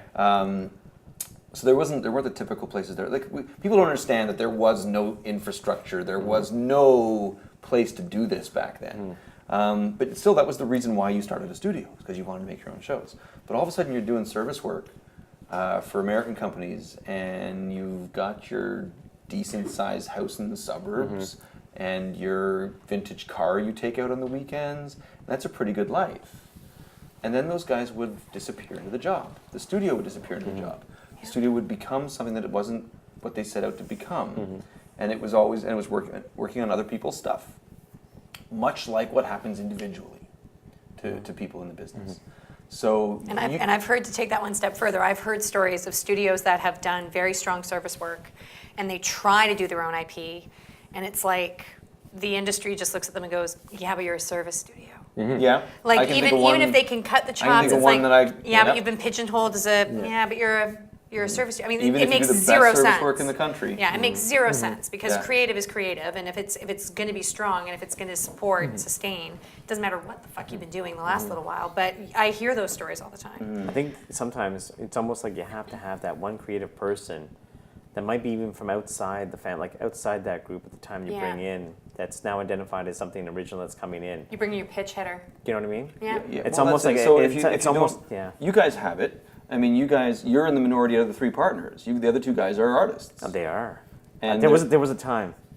It's a long time ago. But you understand the sensibility, which is great. No, yeah. But you were built for this. Yes. Yes. But you guys went in. We want to sell content. We want to make our stuff. But we want to be a company that makes these kinds of cartoons. Yeah, we actually, that's how we started. Yeah. We started creating content before we even got into the studio business. I think that when we did, it was one of those situations out of necessity, because we're like, okay, if we're going to do and create our own content, well, gosh darn it, we want to create the quality. We want to make sure that the quality is at a level that we're going to be happy with, that it's being delivered to an audience. You created your own service work. Yeah. Yeah. You had to, we had to kind of go down that road of going, okay, if we want to make our own show, we got to get a crew ready. And in order to get a crew ready, you need stability. And in order to do stability, you need the service work. Service work is still the bread and butter of keeping studios alive. You know, not everybody's going to have the ability or the luxury of having their own IP. I mean, if it takes, then it's great. Yeah. I mean, good on you, man. That's And that's wonderful. true. I mean, it's true of you guys too. But you found a way that they're kind of you're And servicing yourself. We're servicing ourselves, but it's still But it's the still- same. it's service work. If the IP sticks, then you go with it. Yeah. Yeah. But it's you. I mean, it's true. You never you never stop having a client. It's just my client is my audience. But also like in it's it- the other And side. then, of the but you screen. guys, Lovely. you're about to embark on series stuff. Yeah. And you have a manifesto, but that's going to be tested. I think so too. I think it's going to be like a challenging year for us, because it's not necessarily where we wanted to go. Because even like the one thing that I found about at least the Toronto, like, or when I go to Ottawa, it's very, like, in even the conversation here, it's very TV oriented. Yeah. Like, Oh, it's yeah. series oriented, and Yeah. we've always. There's a whole other talk I would love to have right now about not this at all. I mean, you know us, like, we're more interested in film. Yeah. Right. We want to do in short film for us, like maybe a feature like this. But we have a dream. But but to me, it's like the pursuit of, like, when you said, like, was that the plan? It was like, no, the plan was to keep going and making films and films and films, but now it's this opportunity has come up, and thinking about the three things that you go, like, it does, two of them are there, like. Maybe not we're not gonna be millionaires after it. Exactly. But I mean, but the thing is you're right. It will prove, if we're successful, that we have the chops to do it, and to do it with a certain amount of resources. Yeah. And again, the whole investment in the future kind of thing. I don't know. Maybe when we're done that, having made films, having won certain awards, having done a series, and having paid for it with, like, a lot of work. You go out, and then someone recognizes that you can do all of that, and that's when things pay off. That's when those things that you accumulated for 5 years. And it's nice to be in a position. I mean, you may never want to do series again, and it'd be nice to be in a position to turn it down, having done it. Turn it down for the right reasons, because if you were just somebody who were like, yeah, I don't do TV. Yeah. You know what? Fuck you. Yeah, exactly. Exactly. Like this is how we make our money in this country, and if you're too good for it, whatever. I didn't mean it like that. I know you don't. I know you don't. But that's devil's advocate. But that's devil's advocate in all of that. Because you're not too good for it. You're looking. You've got an opportunity. You're assessing the value. See what it can do for your company, and you will accomplish it your own way. And you'll have done TV your way, because you're not typical. You guys aren't. You're not a typical studio. But I mean, what is a typical studio? But you have a hope and a dream to get into feature. I think everybody aspires to do certain areas, to be able to tell your own story, to get across. But like for us, it's about the right story. Like we get into the game, it's going to be, we want to control it. We want to be able to do it, make sure that it's in our voice is going to carry through this this piece that we're going to do. And so what's going to be the first one out of the gates again for us? So we talk about it all the time.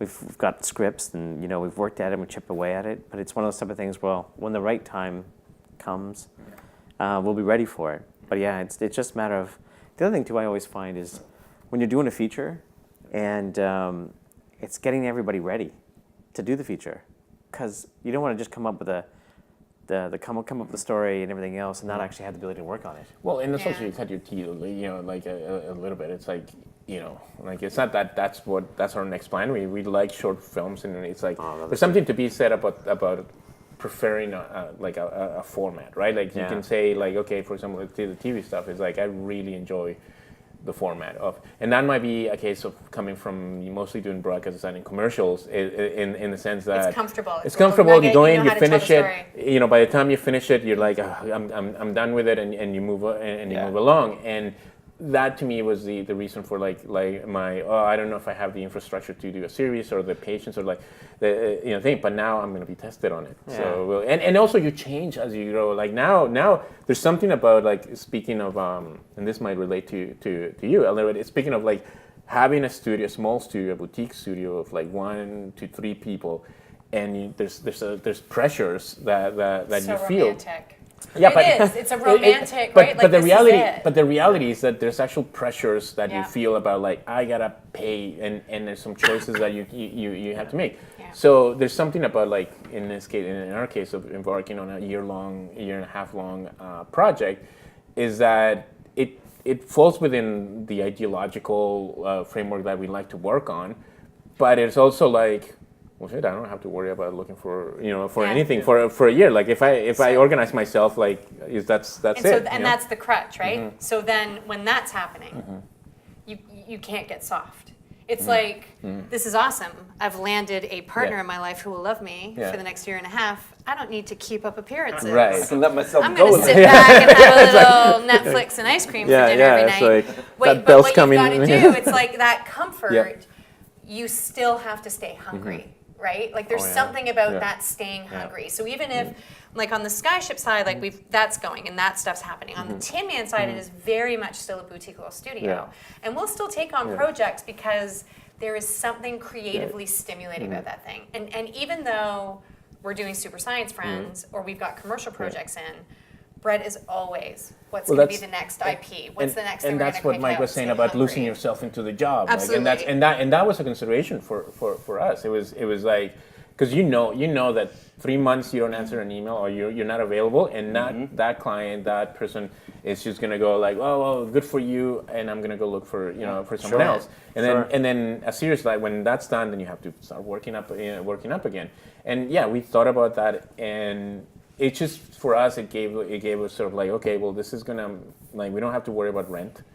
For this, and if something more stimulating comes along, it has to be worth it in a sense that we can either like hire someone to take care of a few episodes of the series, or hire someone for that other project where keep it percolating.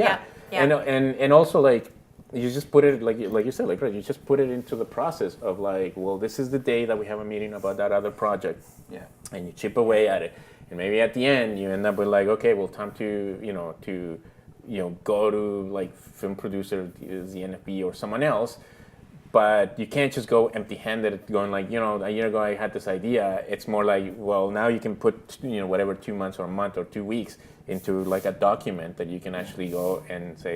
So that's I've been rebuilding my 100-day documents all the time because it's like the Startoon is that for me right now. Yeah. I mean, it's a great gig. I love it. It's fantastic working with awesome people.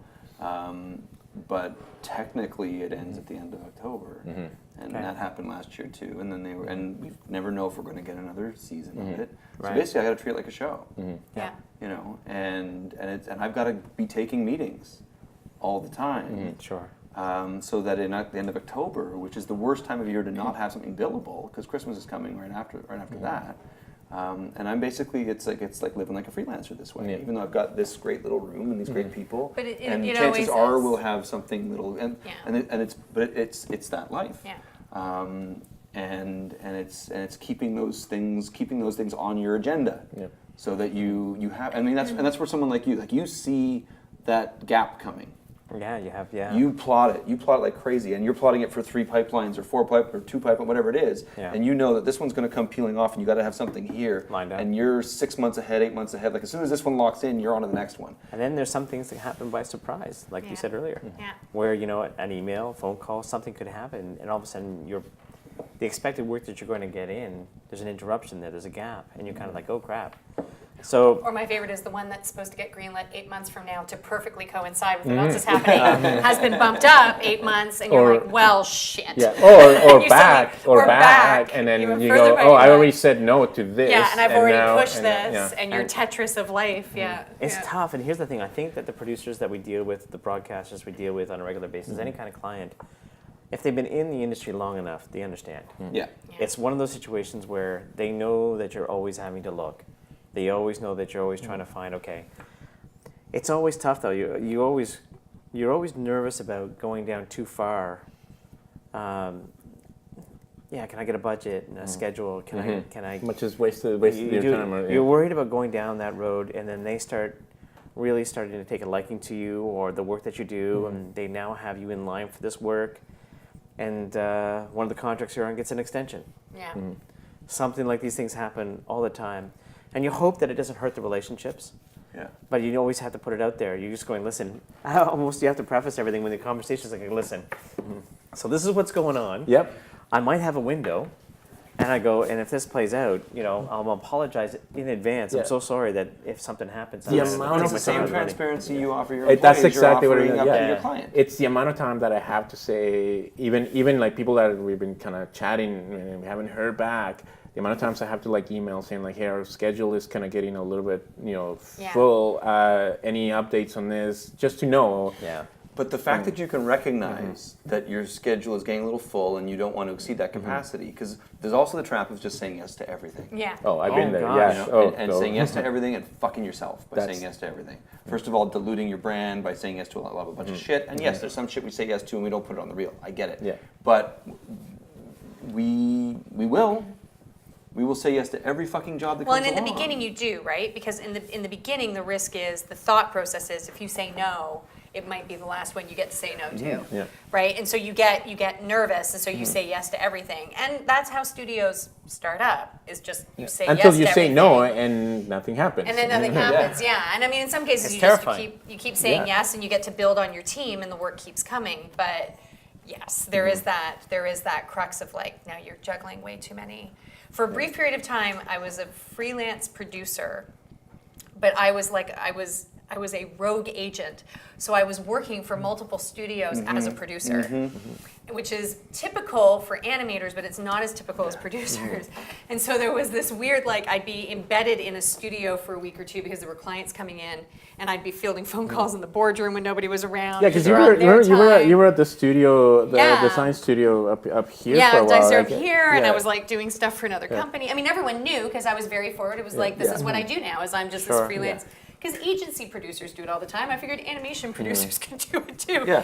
And there was a brief moment of like, I'm starting to lose track of people's names and who I'm actually dealing with and talking to, because I was saying yes to, like, I was like, I can make this I don't know where the plan was gonna go, but it was like, I can make this a thing, I can make this into a thing, but there's no way to hire like another me. Yeah. So it was just kind of me. And it did start to snowball. Plus it was like one of those gigs was relatively steady. So it's the same with an animator where it's like, I'm gonna take the step to start my own studio, but I'm gonna stay at my full-time job, and I'm gonna do that trick where I do like nights and weekends, and they're never gonna know, because I'll just take the calls in the bathroom with my cell phone, and it's gonna be totally cool. Eventually, the cracks start to form in the infrastructure, And all of a and sudden you've got schedules up around your desk. all it takes and- is an ill-timed toilet flush, and the jig is up, you know, and they know. It's, you know what I find that the hardest thing is that growth. Like when you have to take that next step, I'm like, oh shoot, I'm gonna take this on because I need to take this on. Like, oh crap, look at the number of people I have to hire. Yeah. And you look at now, like there are more jobs than people right now in the industry, right across the board from BC to Nova Scotia. Oh, BC's in terrible shape that way. Well, it's just crazy. So you worry about taking on that. You know you have to at some point, and how do you mitigate the damage? How can you guarantee? How can you hedge that? I can do this. I can make this work. I can hire the right people. It's Well, not. and it's got, and you really have to look at it, because what has set you guys apart, and how you, and honestly how you get people over a studio that will offer very similar on paper, let's say, Sure.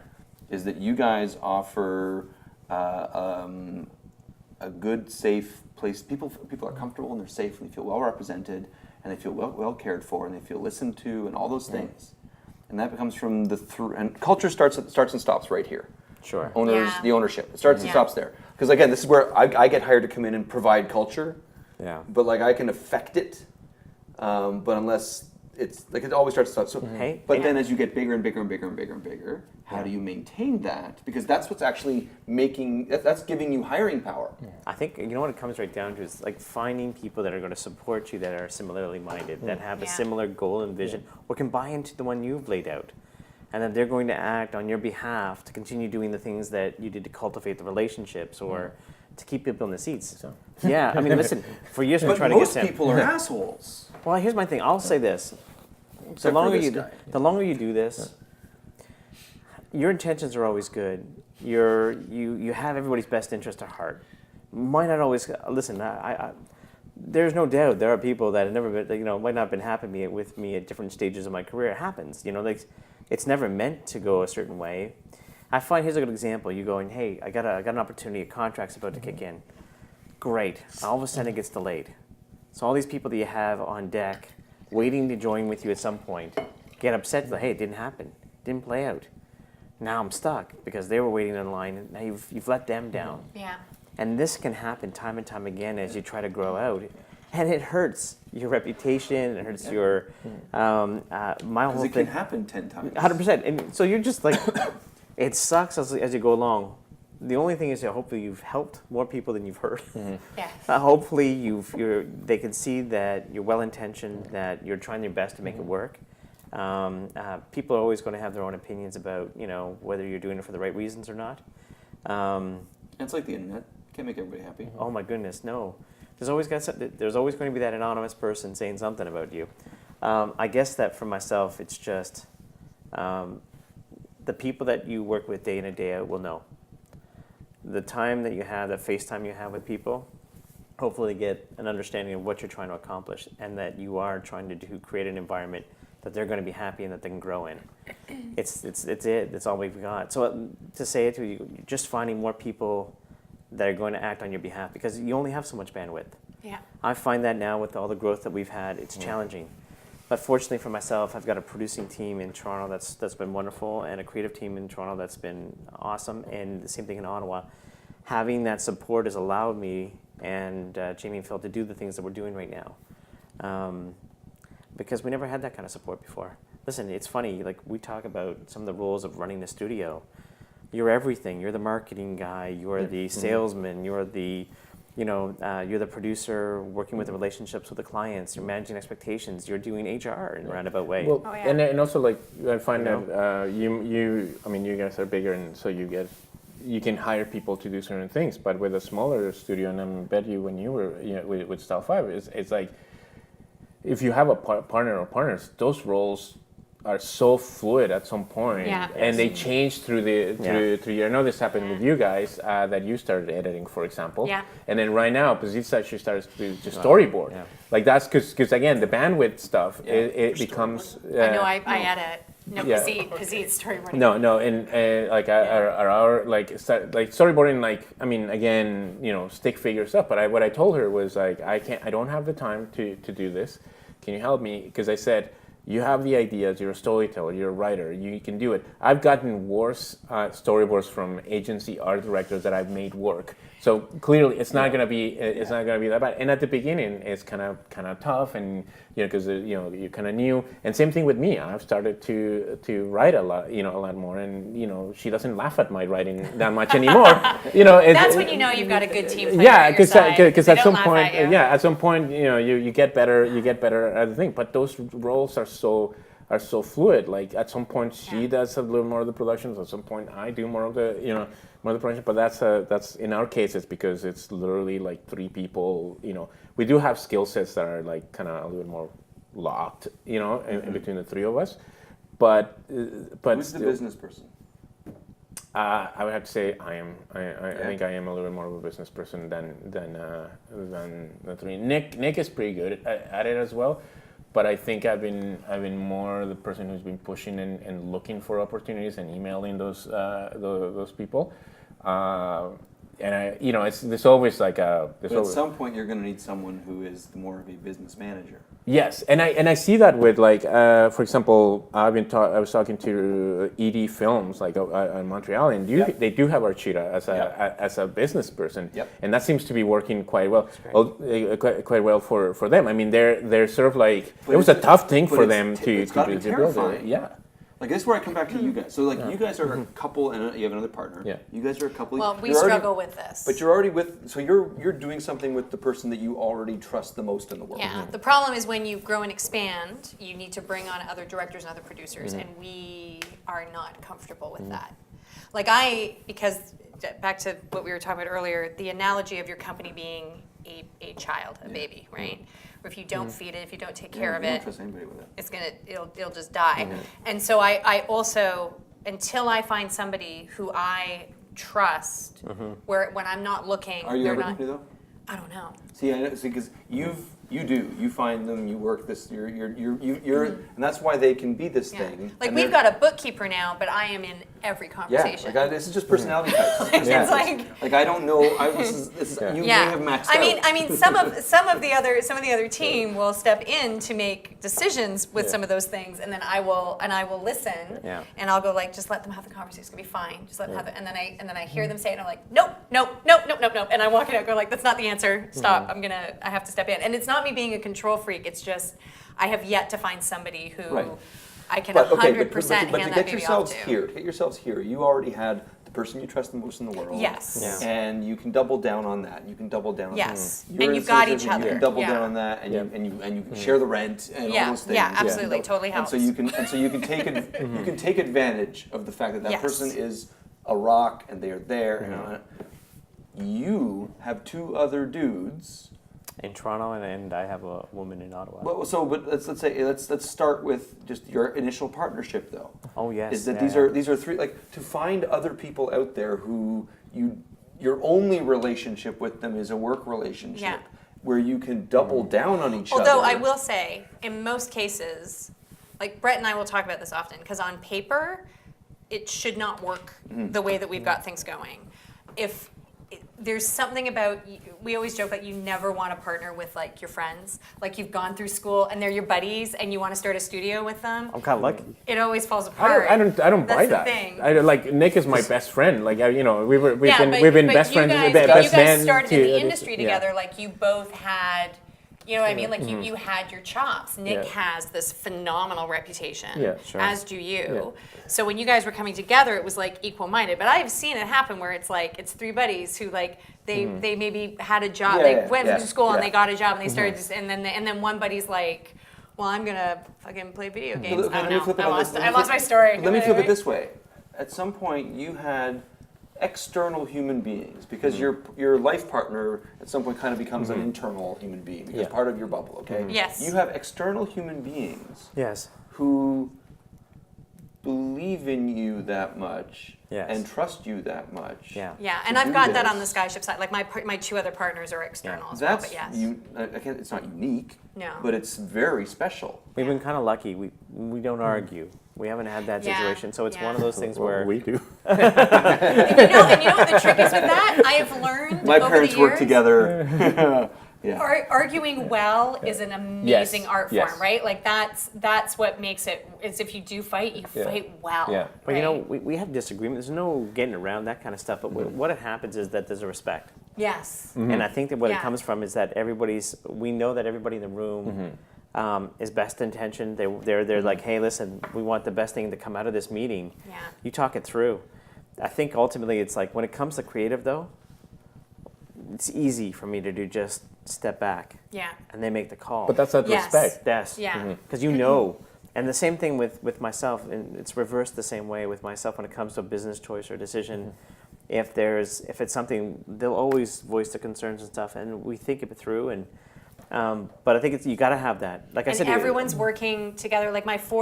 four of us on the Skyship side. It's like to pull one of them out of the puzzle. It would be very hard to fill that piece. we wouldn't be here we today. wouldn't be what we are without No. the four of us. So, yeah. guaranteed. okay, so this is where I'm sitting here at this stage of my life, and I feel like I'm looking for that other person. Sure, and I agree. I think that sometimes that's what's needed. That could be the catalyst to take you to the next stage. Yeah. But that other person has to be prepared to take the same risk that I'm Yeah, prepared to yeah, take. absolutely. Hey, oh my Yeah. goodness, But yeah, and but absolutely. you know what? But there Yeah. is also like I'll tell you like a little a thing with us. I mean, there's three of us, and sometimes our risk, what we want to risk something on, it doesn't match, right? Like I would like sometimes I would go like, Of yes, course. I will do that for that amount because I want to do it, right? Yeah. And like maybe Nick needs to pay his rent Yeah, and he go has like a I need to different go for this yeah. other job that's gonna that I need to do now. The way we work that out is that we're pretty like fluid in those kind of things, and I just go like, okay, we take both. You take care of that. I commit to this, and it's just And I'll see you on the other side. exactly. But there is I mean in general I think what binds us is that we have the same work ethic and then we have the same commitment to the job, and all the other kind of little disagreements in there I feel like they can be worked out if, like you said, you trust that other person is not phoning it in. Yes. It's Oh, actually yeah. they're Yeah, doing it and they absolutely. have sort of the same vision as Yeah. you do. Yeah, absolutely. you know, So- and you can ask each other's support line as well. I think that's another big thing. Yeah. Well, like this is- I I'm sitting here saying, like I'm totally- lonely I'm lonely budgeting shit right Sure. now. Yeah. Yeah. Yeah. And that's and I miss it and I need it and I'm looking for it and I don't have it.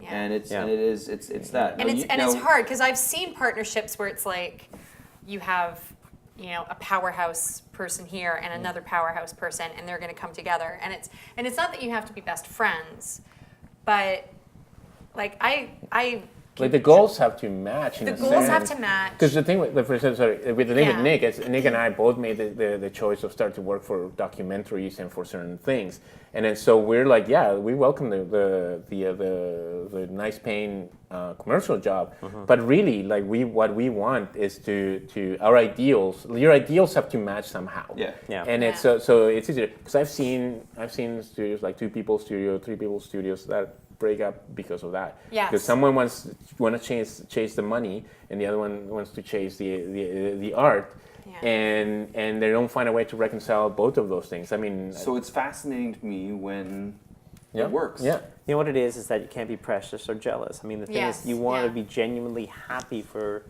the other people's success and acknowledgement of what happens. Like when somebody acknowledged that Jamie and Phil have done a wonderful job, I mean, I couldn't be happier. I mean, Yeah. it's just a wonderful thing to see. I think the biggest is we both want the best. We all want the best for each other. I think that's the best way we can Yes. look at it. Yeah. If you can be, I mean, if you can be genuine in that nature where you can kind of go, like right now, I don't get, like Jamie and Phil have moved into jam-filled originals. They're creating their own content. And for me, watching them get traction now, and there will be an opportunity where they get to work on their own content. Do you think that's also because of the size of your studio, where you can actually go like, okay, well, it's not moving on one direction, and you know, with that size, you can actually sort of like you're good fan of like you know Yeah. the fan of like you know work that you get. So there's room to follow you know the Well, money. There's Yeah. room to follow the art. Does at some point having this structure actually free that up to pursue that content? See, we've always had to do it always on the side, you know, Yeah. always in evenings, weekends to create your own content because in order for us to survive, you know, everybody had to have a role on a production. Yeah. Jamie, Phil as co-directors or directors, and myself in a production role. You have to have all of those things. Yeah. And I think that that's been probably the biggest challenge right there is we got to a point right before Boat Rocker sort of brought us into their family last August, which was Jamie and Phil were now at a place where we could bring them off the shows Yeah. and they could create their own content. We had hit a benchmark as a studio where we had the ability to do that and to carry that overhead because we didn't have that before. And because you know, which we talked about I think earlier at one point, where when you're working on something, you have your head down, you don't have that chance to actually do something or flesh. Here's the other thing too, you always compromise in your time. Like when you create something, it's always like, when's the next market? So you race to get it done within that time frame instead of having more time to flesh it out more thoroughly. Everybody has a dream. But you know Bring what? it to market when it's ready, as opposed to I getting know, ready but to market. you know, it's interesting when you say that because sometimes that's a good thing because it puts a deadline. Of course. You know, Sure. because Yeah, sure. what You because need what those ha- things. yeah because what happens is that if you're left to your own, and that's what I struggle too, right? It's like okay, when's the next deadline for whatever, like a grant or whatever. Look what no external accountability did to George Lucas. Exactly, you know, and but I mean, and even then he got it done, right? Like you know, you might argue No, about he didn't. about- yeah. He kept redoing it. He has never gotten it True, done. but I mean, it was out. Someone saw it, and it's so Yes. easy to lose yourself when you don't have those constraints about. I still gotta work a little bit on it. I still got, it's not good enough. I gotta rewrite it. And there's a point where constraints are brilliant. Where like Yes. you need that deadline. And sometimes you make decisions that under pressure Yeah. and within that timeline that it could be better than if you took more time. Muscle to do it. mery takes over. The training Yeah, takes over. exactly. Inspiration. Yeah. Inspiration. But it's you hit on it. It's that you all care for each other. Yeah. And it's the same with like we were so fortunate. Like when Devin and Troy offered us it was so funny because the original offer was they were gonna buy into Tin Man, and Brett and I were like, "You sold!" Like, and then we woke up a week later going like, "Oh my God, we can't do that," and like we can't just give it up. And then we decided to start the other company. But the fact that they are just genuinely sweet guys who are completely transparent. There is no used car salesman out of the bunch. I'm probably the worst human being out of the four of us, and like I'm horrible. I I'm would agree. horrible. Yeah.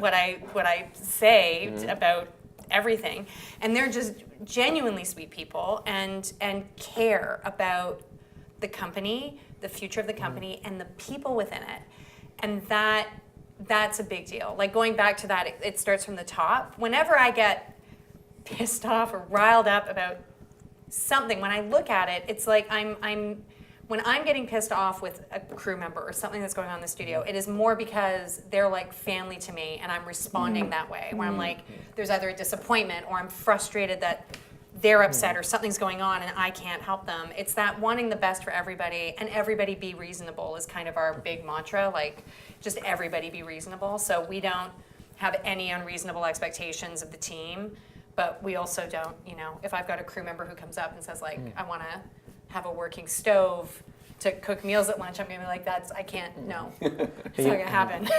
You know what's exciting too is that the longer you do this with the people that you're working side by side with, like our staff, I mean, people throw this around a lot, but they are extended family. Yeah, absolutely. And yeah. so we think of the staff. I have men and women that work with me and for me. Here's the thing. You refer to them sometimes as the kids. Yes. And the reason why that comes out is because when they come out of school and they start to work for you, and you watch them grow, and you see how they've focused on developing their talent, and you can see them grow in their talent, and it's amazing to see them take a role, and now they're essential to what you've put together. You're proud of what they've accomplished, and it's one of those situations. They're the group that we're going to take us to the next stage of where we're going to go. Yeah, absolutely. And so that's been, like, I watched Jamie and Phil mentor and watch them grow, people grow underneath them on the creative side, and it's wonderful. Yeah. It's amazing to see, and you can see the gratitude of the people that are working with them. Even if people leave to go on to something else, you're excited for them because you played a small little part. Yeah. And so for us right now, when you look at the crew that we have, they now know. I mean, we've had those conversations over the last year saying, hey, listen, we have grown. And you guys are now the people that are going to help carry this. Yeah. You're us on the floor. You know, we want people. That's when they ask for a raise. But it's so true. And in most cases, deservedly so. We might no. talk about this, but here's the question. Speaking of raises. So I do want to come back around to this at some point too. We have to make room for this right here.